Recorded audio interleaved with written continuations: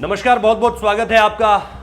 सांसद कांग्रेस के शशि थरूर अपनी राजनीतिक जो वो टिप्पणियां करते हैं उनके लिए तो जाने जाते ही हैं, लेकिन क्रिकेट पर उन्होंने एक दिलचस्प टिप्पणी की है। दिलचस्प इसलिए कह रहा हूं क्योंकि क्रिकेट के कई हिस्सों में इस बात का जिक्र भी है कि सचिन तेंदुलकर की कप्तानी को आप किस तरह से देखते हैं। क्या उनके पास टीम थी? अगर उनके पास टीम नहीं भी थी और अगर उनके पास क्या टीम होती तो भी क्या वो उसी तरह के कप्तान होते जैसे वो रहे, या फिर वो उससे बेहतर कर सकते थे? शशि थरूर ने सबसे पहले जो बातें कही वो आप लोगों के साथ साझा करना चाहता हूं और उसके बाद फिर इस चर्चा को आगे बढ़ाऊंगा, ये बताते हुए कि उस वक्त के डेटाज क्या थे, कौन सी वो लॉस थी जिसने सचिन को तोड़ दिया, कौन सी वो हार थी जिसने कहीं ना कहीं सचिन से कप्तानी छीन ली। क्योंकि बीसीसीआई के थ्रू, और सचिन ने अपनी किताब में इस बात का खुलासा किया था कि उनकी जब पहली बार कप्तानी गई थी, वो 2 बार भारत के कप्तान बने। 2008 में तीसरी बार उन्हें कप्तानी का ऑफर दिया गया था, जिसके बाद अनिल कुंबले को, जब उन्होंने मना कर दिया तो अनिल कुंबले को भारतीय टीम का कप्तान बना दिया गया था। लेकिन पहली बार जब सचिन की कप्तानी गई थी तो उन्हें रेस्टोरेंट में उनके एक दोस्त ने बताई थी ये बात। वो पूरी तरह से टूट चुके थे। सचिन तेंदुलकर ने प्लेइंग इट माई वे, जो उनकी ऑफिशियल ऑटोबायोग्राफी है, उसमें इस बात का जिक्र किया हुआ है। लेकिन क्या कहते हैं शशि थरूर, वो आपका जानना बहुत जरूरी है।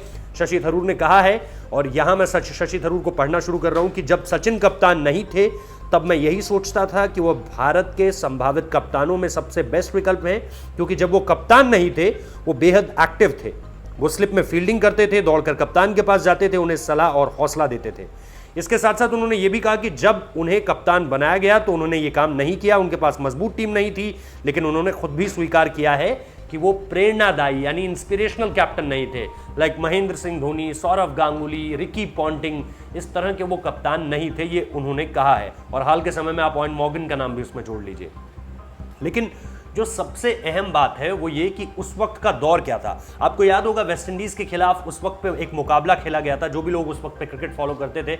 और अगेन सचिन की किताब में इस बात का जिक्र मिलता है कि उस हार ने 100 से ज्यादा रन ही बनाने थे भारत को, और उसमें निश्चित तौर पर आप देखेंगे कि भारत की बल्लेबाजी इतनी भी लचर नहीं थी और वेस्टइंडीज की गेंदबाजी में उतना भी दम नहीं था। लेकिन फिर भी वो सारी की सारी चीजें धरी की धरी रह गई। भारत वो मुकाबला हार जाता है। सचिन की आंखों से आंसू निकलने लगते हैं, क्योंकि सचिन तेंदुलकर उस मैच में कप्तान थे। उसके बाद सचिन पूरी तरह से टूट जाते हैं इस टीम को लेकर। सचिन ने बहुत सुनाया भी था टीम को इस पूरी की पूरी हार को लेकर, लेकिन वो सारी की सारी चीजें सामने निकल कर आती हैं जिस तरह से। वो बहुत ही एक डार्क चैप्टर था। उसे आप अगर सचिन की कैप्टनसी से जोड़कर देखें तो थरूर की ये बात एक हद तक जायज नजर आती है।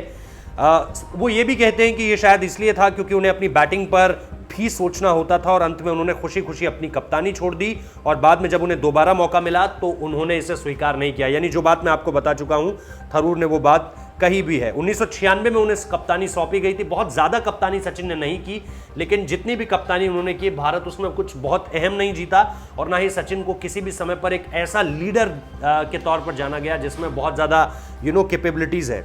उन्होंने 73 वनडे और 25 टेस्ट में भारत की कप्तानी की है। सचिन के जो कप्तानी के रिकॉर्ड है वो निश्चित तौर पर जो है वो निराशाजनक रहे हैं। जैसा मैंने पहले भी आपको बताया कि उनमें कोई बड़ी जीत सामने निकल कर नहीं आती है।